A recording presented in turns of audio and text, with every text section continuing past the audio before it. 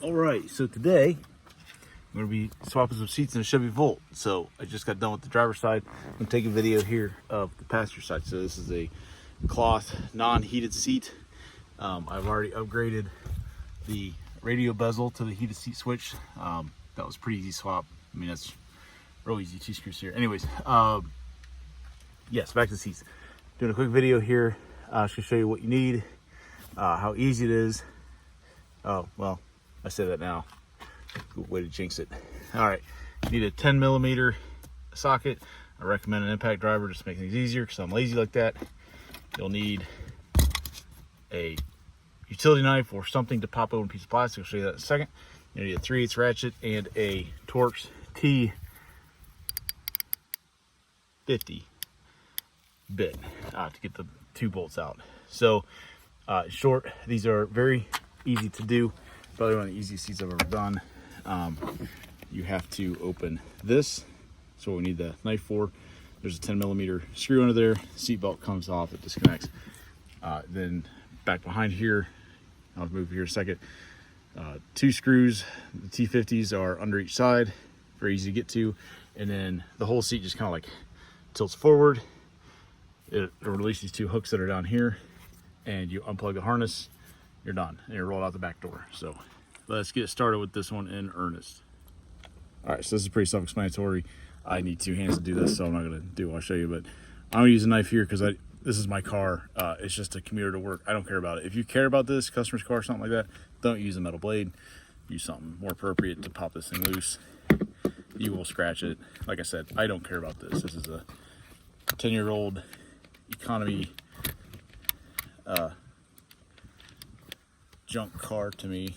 Not really junk, but you know what I mean. All right, I'll do 2 hands. All right, super simple with 2 hands. See that? That screw comes out. Now this thing just kind of holds the screw just holds it together. Let's see if I can get this one hand here. There we go. Not much torque on there. And then just pull this half. You'll feel a couple of plastic things kind of give way. Oops. Shoot. Usually the retaining washer sticks with it. In this case, mine came off, no big deal. Found it. There's the screw, there's the retaining washer, there's a cover. You can see here, the seat belt kind of just comes in here, latches in, the screw just holds that together. So the screw's not really, providing the structure, but it's holding it together. That's where it gets the strength from. So this comes off, very easy. Up it goes. And then we're gonna slide the seat. We're gonna flip it forward, basically as far as it'll go. And then we're gonna slide it forward as far as it'll go. There we go. So give it a good tug, get it way up here, and then let's grab our ratchet impact, head to the back.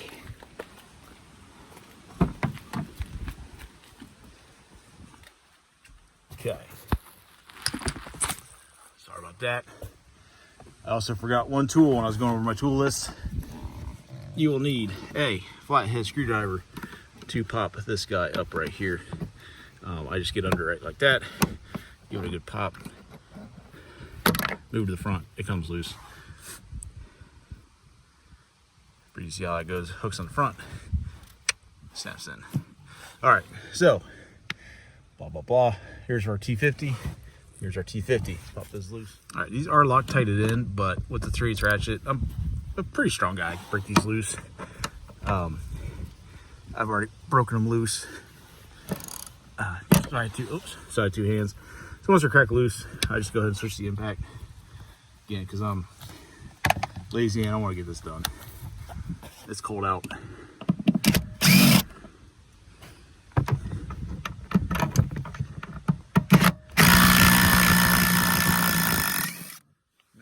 Of all the ones I've done, that's the hardest one I've ever had, is that one right there. All right, so these bolts are all out. Set these aside in my neat pile here on the floor. And then we are going to push the seat up. It'll just roll forward. Now under here, hard to do with one hand.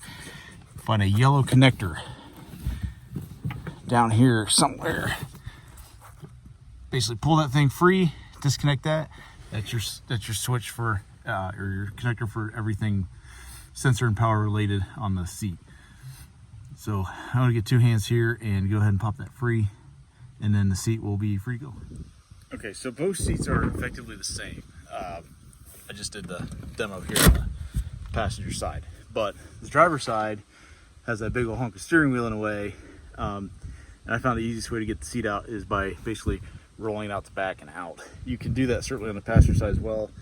I think it will also fit just lifting it straight out.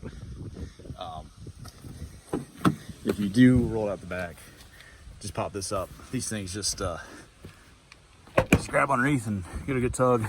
There we go. That just comes loose, and then you get all your kids' crumbs under here. So good chance to clean all that out. So I can, like I said, roll it out the back if I want, or I think in my case I'm gonna, geez, somebody what kind of crazy this seam sealer. I'm gonna go lift it out and just out the side. I think it'll fit that way. Okay, last thing I forgot. Sorry, I'm zooming out here. So when the seat is forward, this will get the hooks on the front. This will get it. That'll allow them to come out. So once it's tipped forward, so it's unbolted, tipping it forward, you can pull it kind of out and back. That'll release the hooks. There we go. That was actually the easiest one I've done so far. You can see basically these hooks right here slide up under here and hook. So that's your front mount. So there's no bolts in the front. They just slide in here. But sometimes these will get stuck. Not really stuck, just kind of gotta work them pretty good. I've had to like get it lined just right to pop them out. That one just almost fell out. It's awesome. Go figure. And what's going on here? Okay. So I did get this unplugged. However, I did not pull this harness mount out here. So I'm gonna give that a good tug. Pull this Christmas trees out, and then it will be free. So pull this out, and then I'm gonna lift the seat out. All right, so success. So the old seat just lifted right out like I said it would. It was real close. The headrest, if you want to pull this off, give you a little more room, but it wasn't a big deal. Slid this one in, same thing. So first things first, basically gonna do the same thing, or basically how we took it apart. It's just gonna go in reverse. So I'm gonna hook these hooks down here into here. One thing to keep in mind is if this lever gets pulled, the seat adjust switch, these tracks can get a little bit out of sync, and that's kind of a mess. So if you see that the bolt holes don't line up, or one lines up in the back and the other doesn't, that's probably what happened, is that one of these tracks is too far back relative to the other one. That's kind of a pain to fix, but I was able to get one done. That actually just happened to me on the driver's side. So it is fixable, but you kind of have to pull this up and play the track and cuss at it just right. It'll go.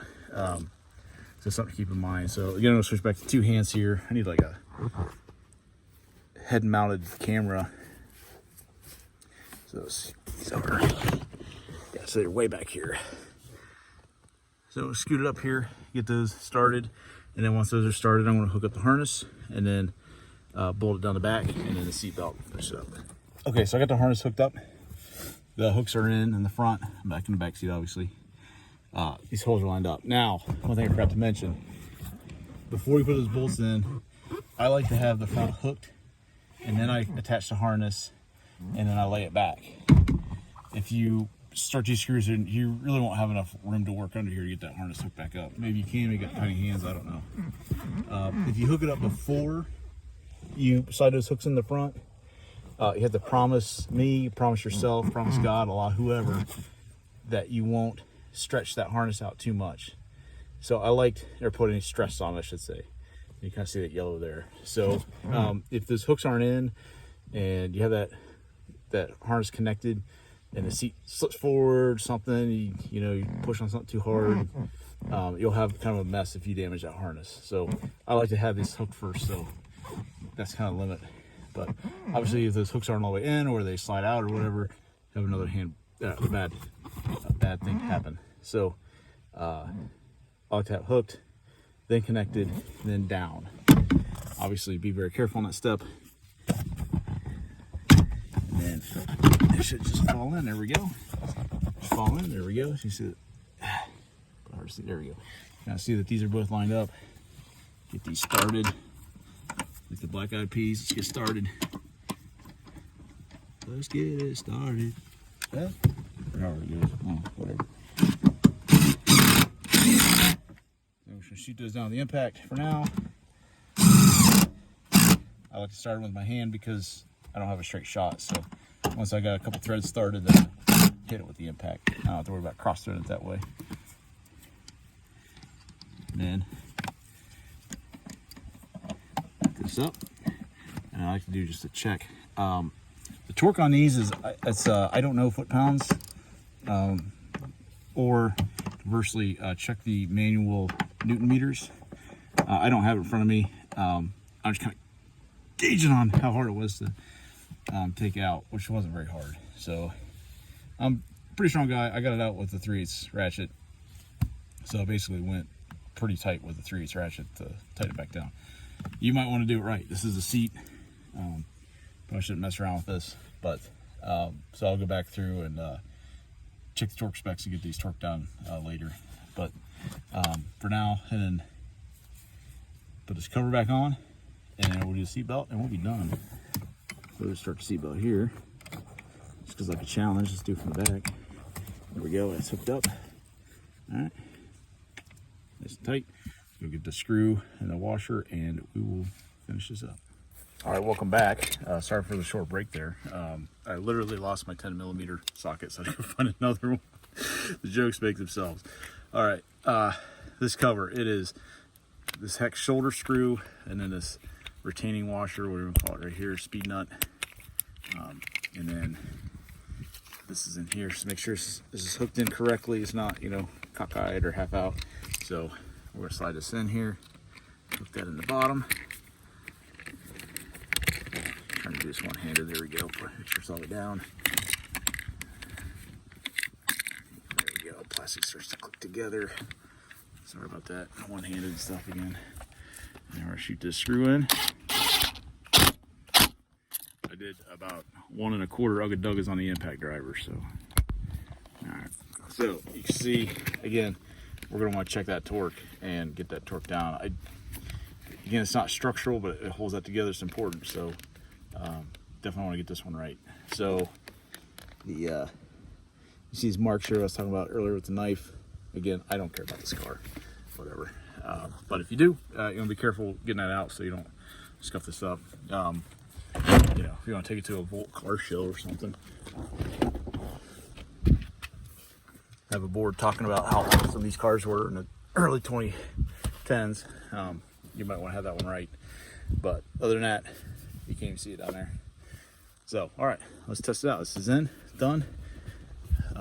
Definitely make sure that the front of this is down and engaged in those hooks. It's an easy step to miss, and then you will have an unsafe seat. So make sure that's down, and then when you do this. Okay, so this is the only car I know of. I'm sure there's others out there, but the only car I know of that you can do this where so this bezel is the one that has that switch, and you have heated seats. I know this because I did it once on another piece of crap bolt. Also, another handy tool you want to have is a dust buster. Clean up all the crap you find.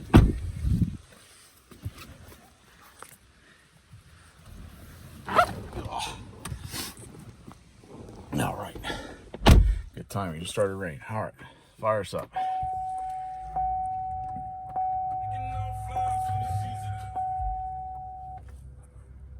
Down. All right, let's try this one. Boom, this works. Before I put the seat in, this wouldn't do anything. Oops, I don't want to just, and boom, this works. So I could probably sit there and wait for this to work, which I will do. Just make sure these things get nice and warm because it's fall, it's cold. Anyways, thanks for watching all this. Listen to my ramblings. I now have heated leather seats and a base model Volt that came with cloth unheated seats. Handy for these Ohio winters. So thanks for watching. If you found this helpful, give me a like and subscribe. I'd appreciate it. Thank you. All right, so I've been in here for like, I don't know, 5 minutes, and my back and butt are nice and warm. So kind of feel the passenger side, it's tough to tell if it's getting hot. Feel it back here, and you feel some heat coming here. Pair up here, it's nice and cold. So yeah, so I'm nice and comfy. So keep my back and my fat but warm on these Ohio winters are coming up. All right, thanks again.